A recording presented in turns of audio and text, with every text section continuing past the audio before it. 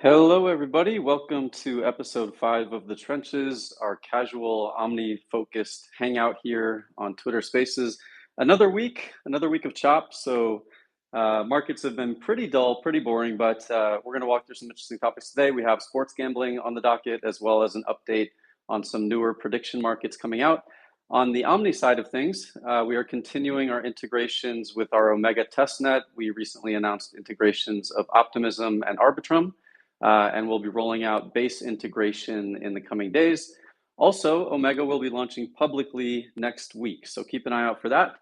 And with that being said, gentlemen, how are you doing? We're still waiting for Icebergy here, but he should be on. Oh, there he is, actually.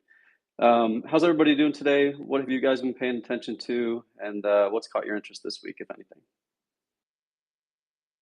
Oh, hey guys, I'm doing pretty well. It's been a kind of a boring week, just a lot of chop in multiple markets and asset classes. So I've just kind of been waiting for Jackson Hole. That's the event I think everybody in all markets are kind of waiting for. Fed Jerome Powell usually speaks, over the last few years, and the market usually reacts pretty volatile. So yeah, just kind of in waiting for like everybody else right now. What about you guys? Yeah, same here. Hopefully everyone's good. I have been tracking these prediction markets, so I'm pretty interested to talk about that. I think someone said it best. I think it was like Mike Dudas. He was like, we just rebranded gambling to prediction markets, which I think is one of the best crypto rebrands of all time. So Absolutely. Before we really dive into the agenda, I want to take a second to introduce Icebergy. Icebergy, thank you for joining us today. I have known Icebergy for quite some time. I think since we both got involved around 2017 or so. So nice to have you here on the show. Thank you for joining us. And just give everybody a little bit of a brief introduction about yourself for anybody who's not familiar with you. Yeah, thanks. Yeah, we've been friends a really long time. Yeah, just got in uh, really got really heavily involved in like 2017, and then just stuck around through the bear market. Mostly did like uh, investing in alts and like finding like the new narratives and stuff that like to trade. Um, and just trying to find like good size bets on like narratives in the market. And yeah, it's been a really long time, but I just don't really see like doing anything else. Like crypto's pretty addicting. Yeah, without question. I don't think there's any other industry like it. You were on Steady Lads recently, right? Like a week or two ago? Yeah, last week. How was that? I saw like a quick agenda. I haven't had a chance to listen to it yet, but can you recap that for anybody who wasn't there or who hasn't listened to it? Um, yeah, it was just kind of like like talking just for like shits and giggles. But it was pretty good. We were just laughing about like like how optimistic people were on NFTs and like how like stupid in hindsight it all looks. But like at the time, like it's hard to like avoid like getting trapped in the narrative, even if like it was silly to be spending like hundreds of thousands of dollars on like a JPEG and like on words on loot and stuff like that. But like if you just like ignored it, it was really hard to like there was a lot of money to be made there, but you just couldn't get like lost in the sauce. Um, I'm trying to think what else we talked about.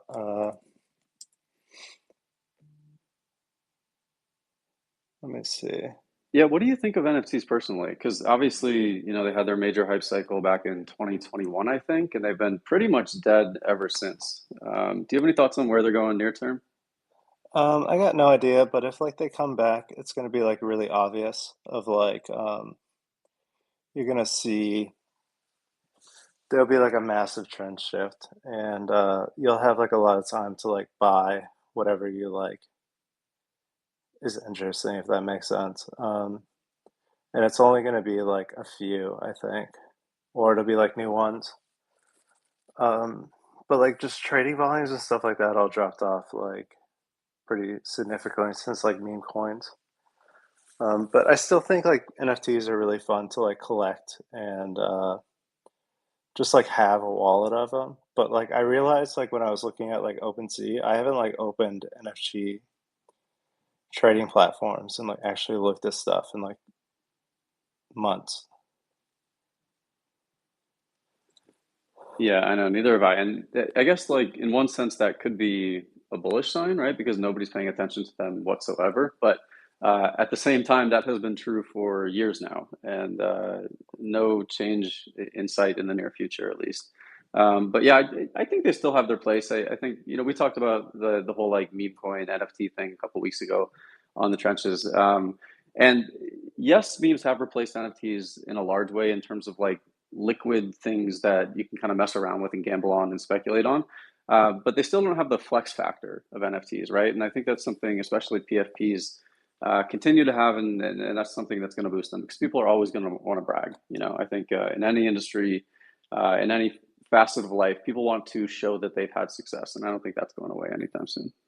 Yeah, I just think it was a little bit more fun too than like meme coins. Like Definitely. making a bunch of money is fun, but like getting like a rare NFT or like collecting something just felt like a little different than like buying a meme coin that goes up a lot, which I mean, still good, but And there's I like don't at know. least the illusion of like skill as well, because anybody can open up Tensor or Magic Eden or OpenSea or Blur or whatever, and just look at things, like underrated NFTs that they think are cool looking.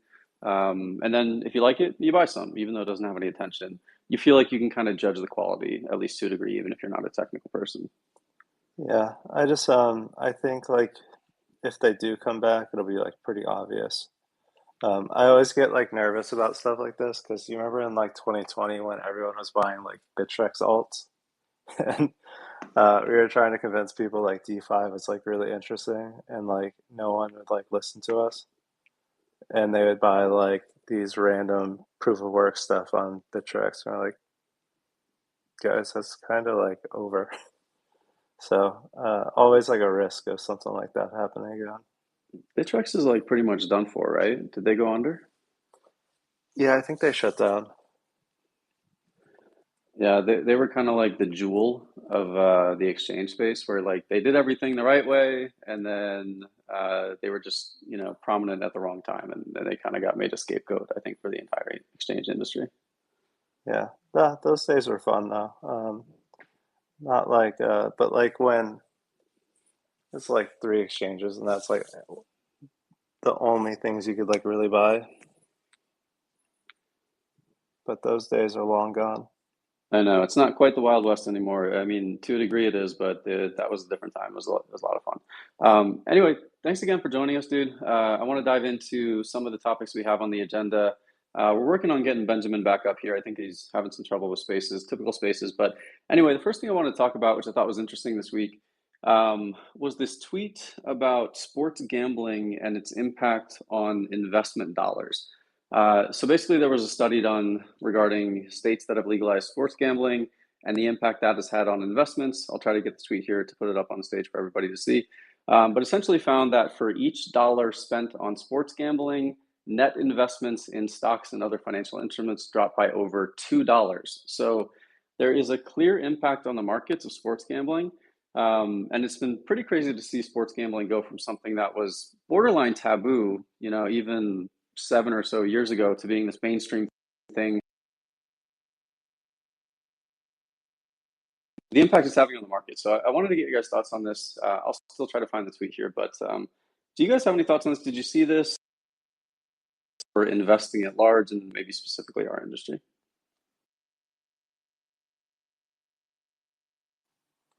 Yeah, I saw it. I just don't know if like sports gambling is like it was like really popular when it got like legalized finally in the States. But I've been seeing like a lot of like pushback on like the dumb parlays people are doing, and it was like pretty explosive growth the last couple of years. But I'm wondering if that it's still going to grow, but I don't think it's going to grow at the rate it did in the past like 3 years. Yeah, I agree. I think there's a point of diminishing returns. And what you kind of illustrate with that data is that kind of something that in this space, people are kind of go against. But generally, when people take losses, big losses, or they keep taking a bunch of losses, they kind of become more risk averse, and may not be willing to like put their money in other places, and or even just may become super concentrated in that space and just continue losing money. So yeah, I would say that it kind of like has a point that has reached potentially a point of diminishing returns. We might start to see a slower growth rate kind of in the future. I mean, it's going to continue growing. Like, that's not stopping anytime soon. You see it's kind of ubiquitous. You see gambling, DraftKings or whoever, FanDuel, whoever it might be, commercials after like every single or during every single sporting events these days. So yeah, I mean, it's a really interesting space, but I think that the way it affects behavior long term is going to make people actually more risk averse. But other people might have contrasting opinions. No, I completely agree. That's something I was going to bring up too. I mean, we're looking at the same similar playbook, but in crypto with pump fund. I mean, like sentiment analysis and the sentiment surrounding pump fund. I mean, we talked about this last week. It's piss poor. People hate the platform now because they've lost a lot of money. They're becoming risk adverse. Tokens are still dropping, but people are pretty mad about losing that money. So I think the same. I think it's like an explosive growth. It's not going to be sustained long term. I don't think that like sports betting is going to take over trad markets or I haven't seen that tweet. I saw you just pinned it, so I'll kind of deep dive into it. But Yeah, I also think like, I mean, my personal experience, I used to sports gamble, not a ton, but like a decent amount. And obviously it's very fun, it makes watching any kind of game 10 times more interesting. So that's a massive allure. Obviously the potential to win money is an allure. But I think you hit a certain point, and maybe not everybody hits this, but you hit a certain point where you're like, all right, I'm kind of just throwing money away doing this. And I realized like this is not something I have an edge at. Like I think I know some sports pretty well and big fans, but it's not, there's a lot more to consistently winning money gambling than just knowing sports at like a decently high level for the average Joe. And so I hit a point where I was like, yeah, this is kind of a waste of time, waste of money. And I wonder if, most people will go through like a similar arc where you start sports gambling, it's fun, you maybe win a little bit, but then eventually you're like, all right, like, what am I doing here?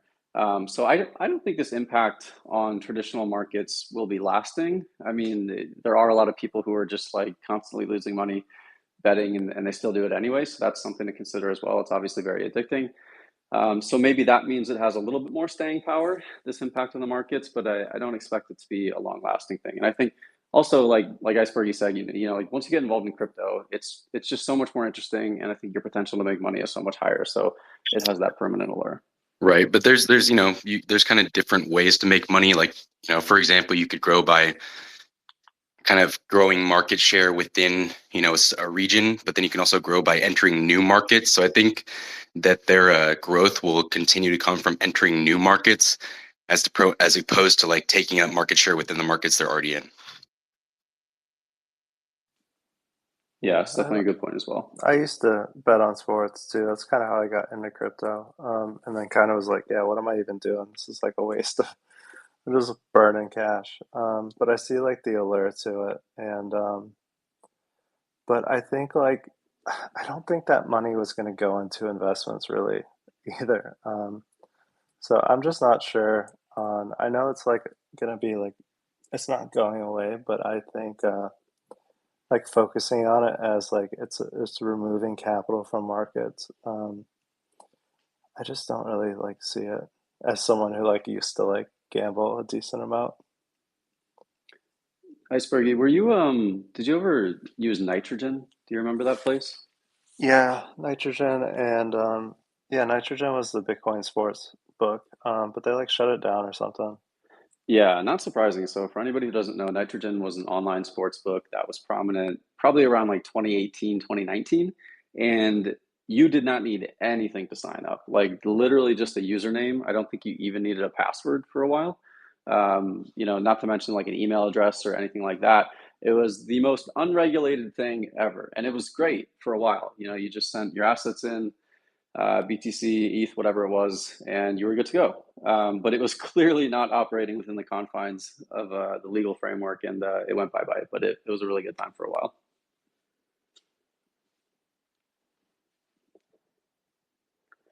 Alrighty, guys. I want to shift focus now onto some new prediction markets that are coming out, namely drifts on Solana.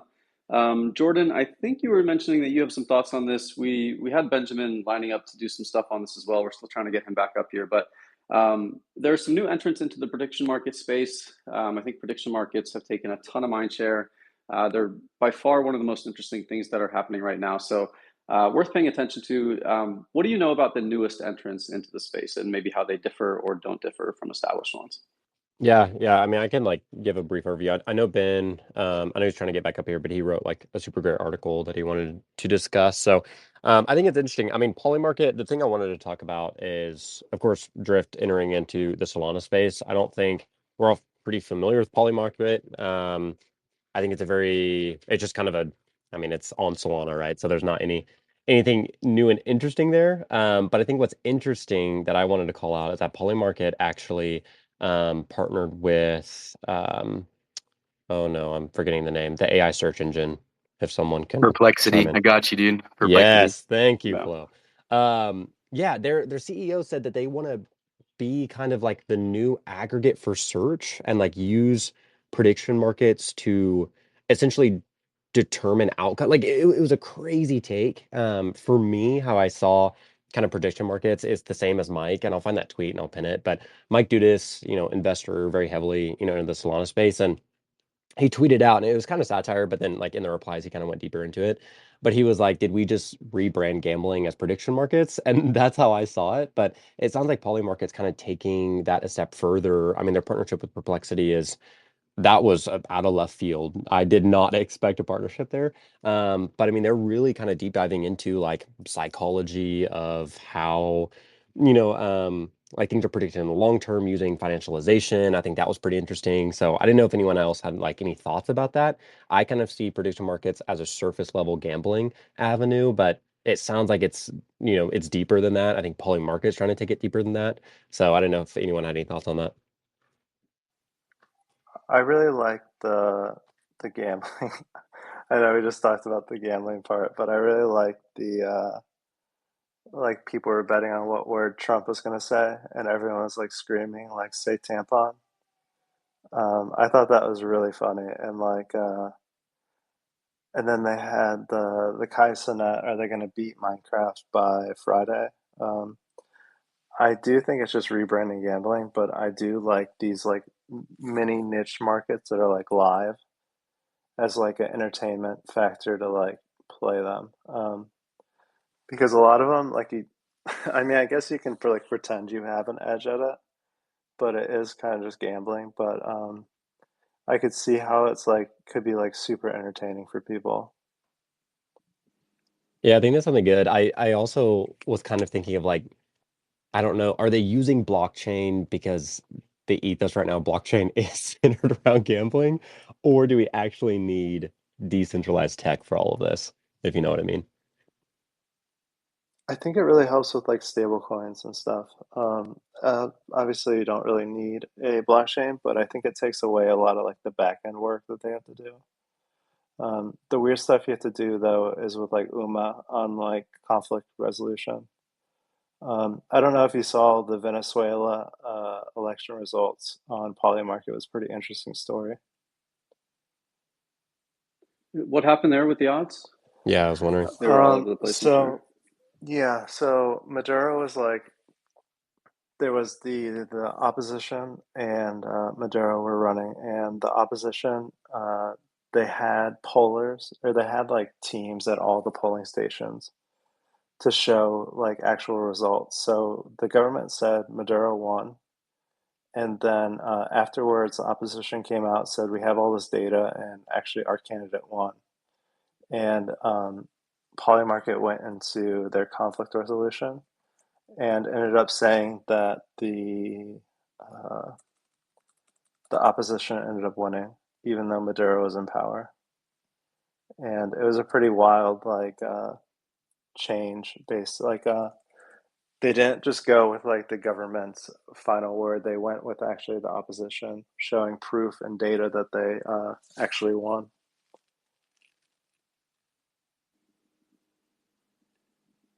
I Where do you just guys? Oh, go ahead, oh Jordan. no, sorry. I just pinned Polymarket CEO tweet. Yeah, he said when I first built Polymarket, I would tell people I was building the search engine for the future.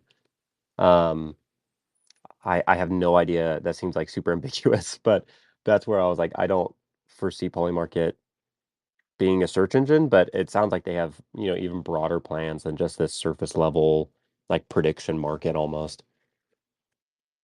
Have Yeah, you I'm guys used interested. Oh, Perplexity? It's sorry, like not continue. really. Go ahead. No, I was just gonna say that I'm just interested in the staying power of the prediction markets post U.S. election, and whether they can continue to drive volume to their platforms and their other kind of offerings and prediction markets once election coverage is over. Because I'm fairly certain that it's like 90, maybe even 95% of like volume right now for prediction markets is all election related. So that's my most interesting question, is how interested people are in predictions for things that are kind of like more trivial. You guys have thoughts on that? Well, they've got to like expand into sports or something else that can be wagered on, right? You would think. Yeah, I mean, they definitely got to expand their market. Um, I was also thinking in terms of is poly market like an inverse signal? Like if you guys were betting, are you guys betting for the majority or are you guys betting for the minority? That was something where like I saw a thread on that and they were like, I think poly market's an inverse signal, so I'm gonna vote the opposite. But I didn't know if you guys had any thoughts on that too. I think that Polymarket right now arguably has like a user base. I mean, obviously that's centered around crypto, or crypto has somewhat of a like a right wing ethos to it in general as far as like the user base. So I think that it's possible that it could be skewed, towards like one kind of specific niche or group of people. That's totally possible. But at the same time, personally, I think that in a sense, like prediction market is a bit of a misnomer. I don't think that any of these markets are a good prediction of like the actual results of the election. I think they're a sentiment reading of like right now at this very moment how people feel about it. So I don't know. I'm like I am very interested in these markets, but like on a conceptual level, I have like a lot of questions still. Yeah, that's what Balaji tweeted, and he was like, perplexity now is poly market when you search for election odds. And he said, by displaying prediction markets, it's more real time than any poll. I don't know. I just think it's interesting. I mean, these prediction markets are like, I didn't know they went this deep. I thought it was pure gambling, but it seems like there's a rabbit hole that you could go down almost. If you listen to like the political forecasters and stuff talk about it, they think about it in like a very different way. This guy Duma, he did a podcast with Parasec, and it's a pretty interesting talk. Where he bought Kamala for like under a cent or something like that to win the nominee, just because he thought it was like a non-zero chance, and he just like if you listen to that podcast on the Parasec podcast, it's really interesting. It goes like really in depth of like how they kind of like switched from predict it back in the day to poly market now. Yeah, so like when you boil it down, prediction markets are basically just gambling with real-time liquidity in a sense, right? Yeah, but there are like people who like really have an edge or like are pretty sophisticated bettors, who are like using it to like trade, and instead of like doing like the size now is big enough to where you don't have to find like a counterparty to bet with in Discord or something. You can like just do it on Polymarket now. He was talking, he like bet GCR like 250K that Trump wouldn't like be the nominee, and he just did it in Discord because they're like uh, they're like shit talking back and forth, and he's like, yeah, now you can just do that on Polymarket, which you couldn't do before. Polymarket solved the Kobe escrow problem. Yeah. What do you guys think? So obviously we're coming up on Jackson Hole here. Flo, when is that exactly? It's been going on since the 22nd. It's like a kind of a meeting, just like with the FOMC. They have a meeting over the course of a couple of days, and then Powell comes out and jawbones for a little bit after that. And for whatever reason, usually the markets react like extremely violently within the next like couple weeks afterwards. So should be some fun trading. It'll be exciting, I think, unlike the last week. So this is just a lull before the storm.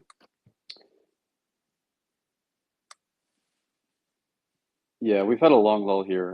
The markets have been flat. I was looking at a chart the other day for like a solid 6 months for the most part. I mean, you have different pockets of outperformance, but this has been one of the more boring price action periods I can recall. It kind of reminds me, I think there was a time in like 2018 or 19 where it felt kind of like this. It seemed like nothing ever did anything. Prices were just in a very narrow range for a really long time. These are the worst kind of markets. They're just the most boring. And correct me if I'm wrong, Flo, but nothing actually happens at these meetings in Jackson Hole, right? It's just kind of general commentary, which the market takes and then runs off of. Yeah, they generally just take it to give a very kind of clear signal of what's going to happen at the next FOMC in September. So it's kind of like just the market usually front running things in a sense. And if you can look at the TradFi markets, for example, they've been kind of like, or at least before the last day or so, they were running up into the meeting. So usually there's just a lot of expectations built in. You know, he's going to be dovish. He's going to talk about, you know, the economy and the jobs report is not as good as possible. So people are just have built in a lot of expectations as to what he's actually going to say and what he's going to signal for the next meeting. So it's essentially, you know, if he meets expectations, nothing crazy happens. But, you know, just for whatever reason, that's not usually how these things work. People like to read a lot into these meetings and speeches. It's really just a matter of expectations versus what actually happens. If expectations are met, you know, nothing crazy happens. But when expectations are not met and people have already, you know, are in positions already, kind of invested in that kind of narrative or what they think is going to happen next, and yeah, you can get a lot of volatility. Like if you were to look at, like I said, the charts since 2020 for Jackson Hole, I mean, just give like a very high level. It's usually just like pump maybe for a few days and then just like dump for weeks until November or like December. So Yeah, you know the markets are bad when people are talking about macro stuff because there's like literally nothing else to focus on. And so we dial in on these very few events that we do have that we feel like can offer some insight. But it's probably largely meaningless with all that being said. yeah, I mean, short term in very like specifically, but I mean macro. I'm more of a macro pill person, so I would say that it is important. You know, if you're to overlay Bitcoin, specifically Bitcoin, but like to a degree, even ETH or Solana with the S&P or the Nasdaq or shit, even the Dow, it's like not that different of a chart. So it's like in the short term, you know, there's a lot of dislocations. Crypto has a lot of things that happen idiosyncratically and like within its own market, but yeah, I think that they're all connected. You know, there's like to a degree they're all correlated nowadays. It's hard to find an uncorrelated kind of like negative beta asset class. So yeah, I don't know. Do you guys think like Bitcoin ever turns into this like uncorrelated, you know, basically digital gold thing? I don't know if that has been if it's been trending in that direction, but it seems like yeah, correlations are still we're essentially like higher beta Nasdaq.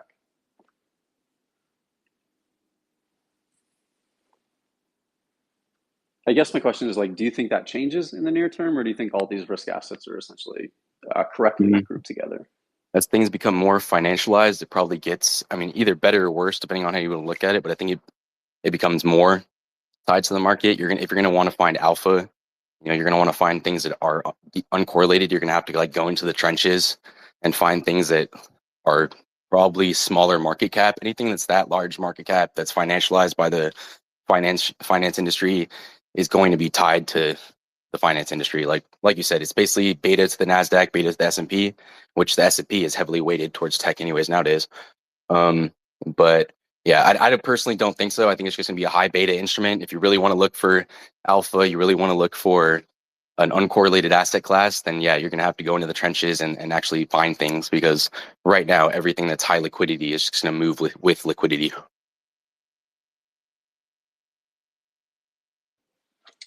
Alrighty, guys, that's going to do it for today. Thank you to everybody for joining us. Special thank you to Icebergy for attending today. Appreciated all the insight and everything. Nice getting to chat with you again. Keep an eye out for Omega or Omni Omega launching publicly next week. That is our final testnet before mainnet shortly after.